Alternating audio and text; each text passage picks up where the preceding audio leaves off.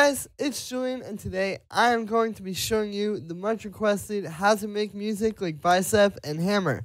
As usual, you get the project file and samples and MIDI and presets. All of that from this video is available at the top of the description, and if you're a patron on my Patreon, check there because it's already available. And yeah, let's dive in. So this loop you heard in the intro, we're at 123 BPM. The first sound that we have here is this choir sample, which sounds like this. So this, as you can see in here, is literally just droning over the entire track. It's just playing this F sharp minor chord. We're in the key of F sharp minor, and it's literally just F sharp and then the minor third, which is A. So yeah, really simple. This just kind of provides like some droning stuff. Like if I play this with the pad and the piano.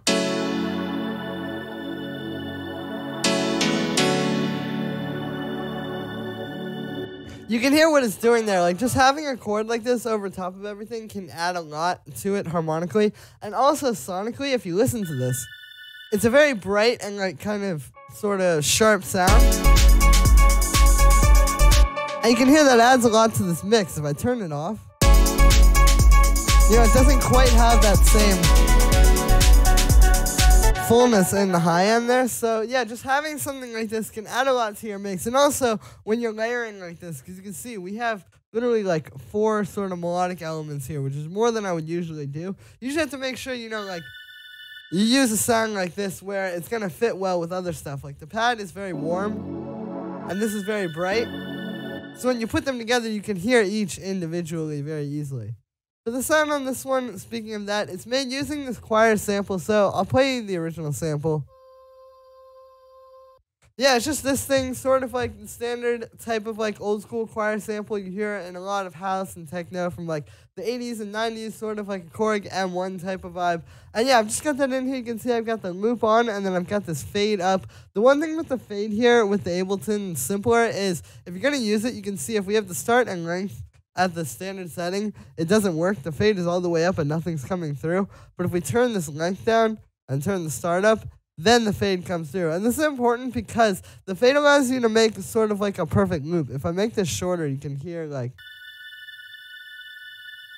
here you hear that kind of happening because it's restarting constantly. The fade stops that. And yeah, then after that, we just have a bit of chorus to spread the sound out a little bit. You know, usually if I have something really high in the mix like this, I try to make it kind of wide. And then we have some reverb to give it a bit of space. And that is it for the choir. After that, we have the pad, which sounds like this.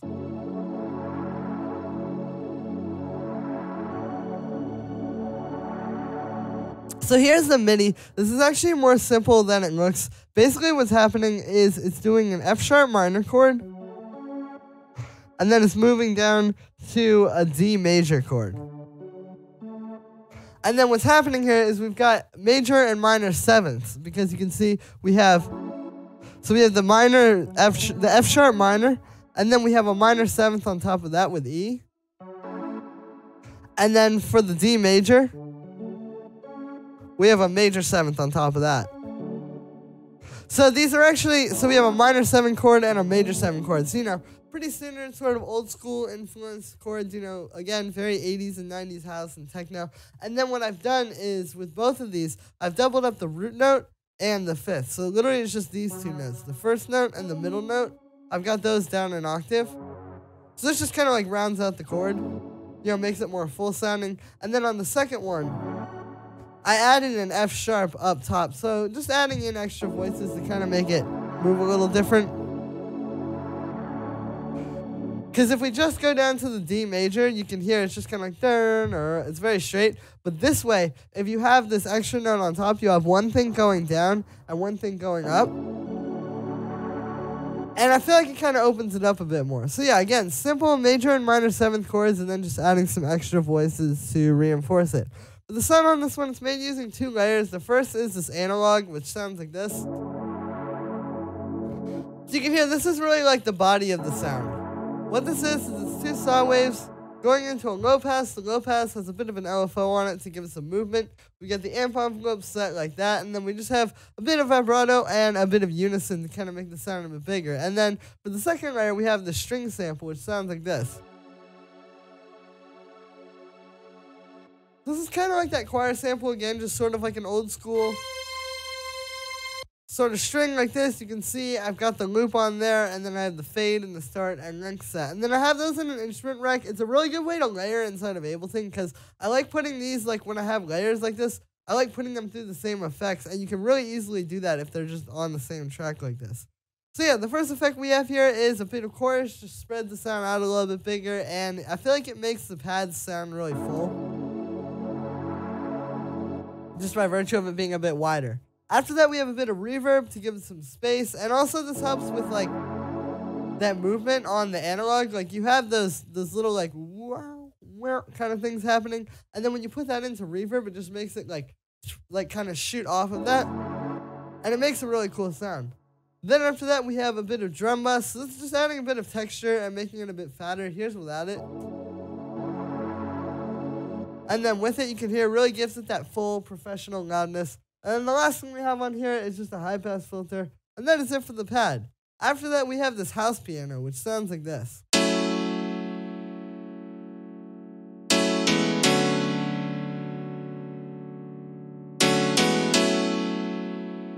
So yeah, you can see this is just the same chords as the pad. Like we just have an F sharp minor, and then we have the D, or an F sharp minor 7, and then we have the D major 7 with the F sharp on top. And then with this one, I didn't double up the root note in the 5th because it was starting to get a bit too full. Like with pianos like this, especially in a pretty full mix, like that's all you really need. You don't need the super low end in it as well. And then I have these chords over here.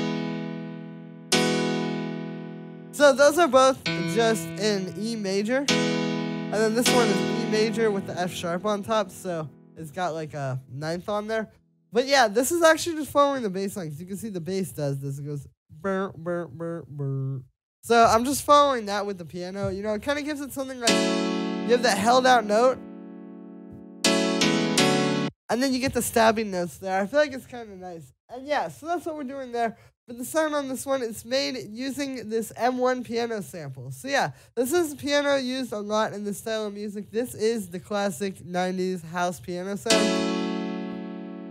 Again, I just sampled this one. You can use the Korg M1 VST, or you can use this sample. Link to this is in the description. It all sounds good. But yeah, this is the type of piano you want for this. It's got that big chorusy kind of sound to it. Then I just have a bit of drum bus on that to make it a bit fatter. Here's without it. And then with it. And then we just have a high pass filter cutting out the low end. And that is it for the house piano. After that, we have the lead, which sounds like this.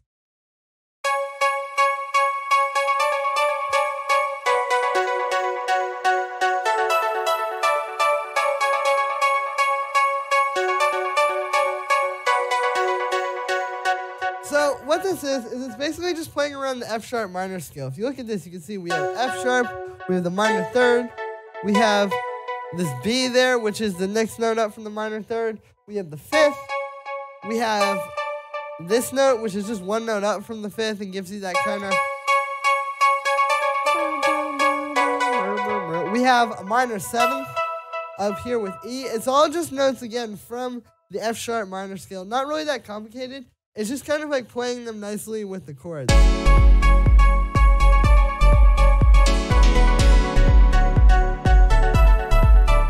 And then also you can hear this is pretty much following the pattern of the bass in terms of like the rhythm, because it's doing that same.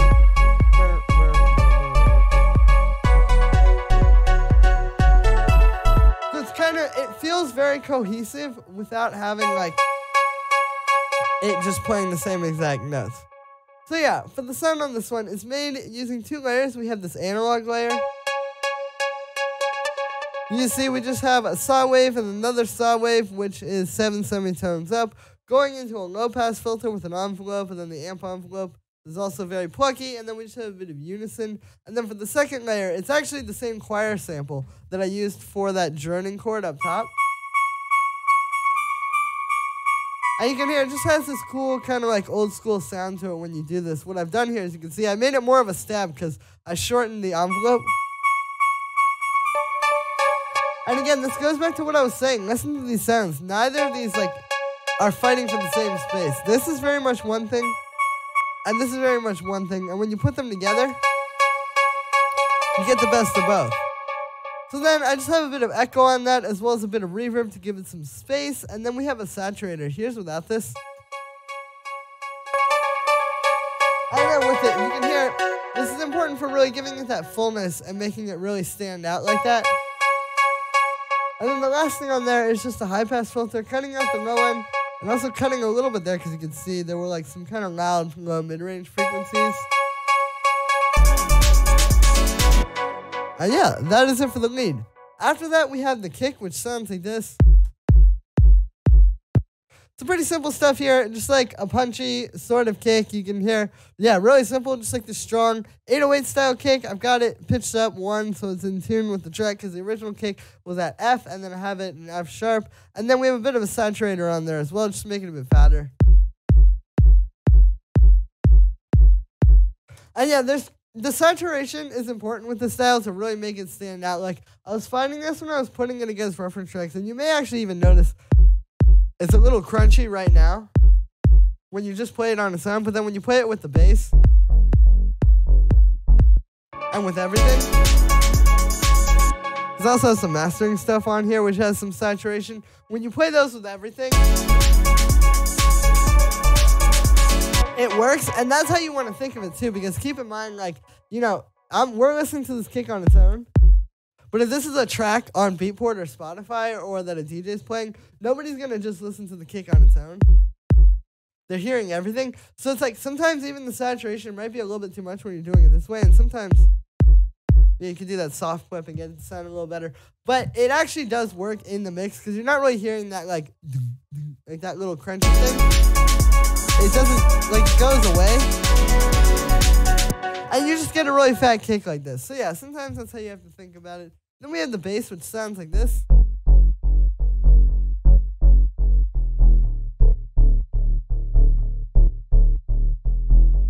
And with this one, you can see, here's the pattern. It's just going down the chord progression. It just goes F sharp, which is the F sharp minor, then E major, like I showed you with the piano, and then D, and then back up to E. It's really simple, but it's just like holding the whole thing down.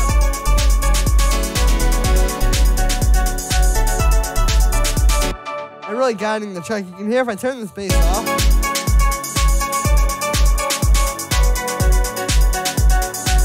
No, it's really carrying the track.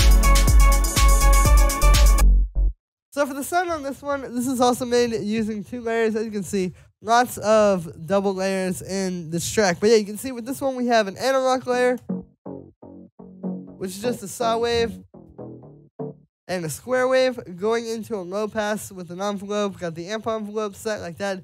Then we have some unison. I have a bit of chorus to spread it out. And then I have this EQ3, which is what I'm using for the layering here. Because what you can do is you can just cut this so it's only the mid-range and the highs.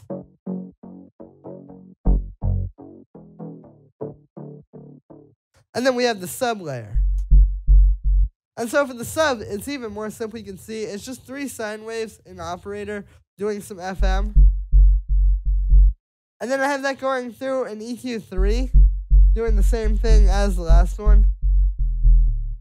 Where you can see this one is cutting at the same place, but this is just the low end. So yeah, it makes it simple to kind of like layer these together. And then you get the best of both. After that, on everything, or on both of those I should say, I have this utility, which is just doing this bass mono down here. There's without it. And then with it, you can hear we do want a little bit of width with that analog bass. But you don't really want that like low mid-range and stuff to be wide because you can hear it sounds a little weird. And the low end isn't quite as powerful as it is when everything's mono, so I just have this on there. Making it so that we still have the stereo highs, like those very sharp highs and kind of mid-range, but the low mids and the low end is not going to have any issue with being stereo. Then we just have a bit of saturation to fatten it up and glue these two together, and then we have a compressor side chaining it to the kick. And that is it for the bass. Then you can see we also have the kick and bass in a group. Just got a little bit of saturation on there. And yeah, then after that we have the snare, which sounds like this. Pretty simple stuff here. It's just an 808 snare, you know, just that kind of like old school drum machine type of sound. You can see just kind of going through a little bit of delay, which is being filtered pretty heavily. So you can hear the delays are like very much a different part of the sound. And that's also on the ping pong sound, so you're getting a little bit of like wide percussion with this too. As you can hear, like those extra little hits there. And then the last thing is the saturator. So with this one, the saturator is important. You really need to make sure this hits. Like if I turn this down, see how the snare can kind of get buried easily? Like even if you turn it up, it's still not quite loud enough. So you just need to make sure you really do everything you can to make it hit, you know, on an even level with the kick.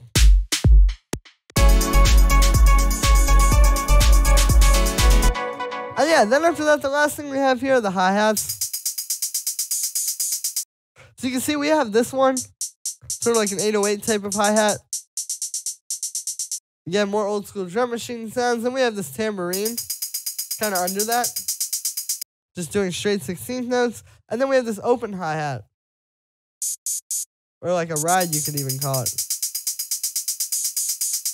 Just playing some syncopated notes. This one's pretty important, actually. Like, a lot of times people just do, like, but this has to really be on, like that, like those extra syncopated things, because you can hear it adds a lot of groove and makes it a little bit more interesting and exciting to listen to, too. And it feels very old school. And then I just have those in the group together, a little bit of saturation to kind of make them hit a bit more, EQ8 to cut out the low end and make sure that it's all super clean.